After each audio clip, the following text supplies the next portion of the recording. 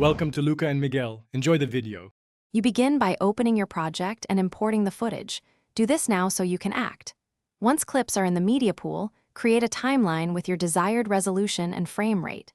Place the two clips you want to split screen on V1 and V2 tracks, one per track, then lock audio tracks if you plan separate mixing. Make sure to switch to the edit page. This keeps the workspace focused and ready for layout adjustments. Now you'll arrange the clips into a split layout using transform controls. Select a clip, open the inspector, and adjust zoom and position X/Y. This lets you place one clip left and the other right. Once done, copy and paste transform attributes between clips if you want exact symmetry.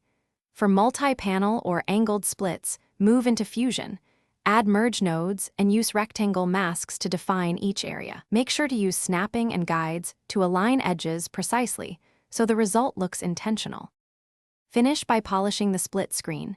Add a thin divider using a solid color generator cropped to a few pixels, or add a drop shadow for separation. Then switch to the color page to match exposure and white balance between panels. Use scopes to confirm consistency. Once satisfied, go to Deliver, choose codec and resolution, and export.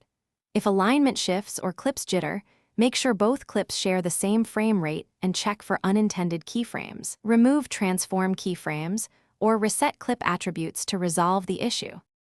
Thanks for watching and please subscribe. It's the best investment you'll ever make.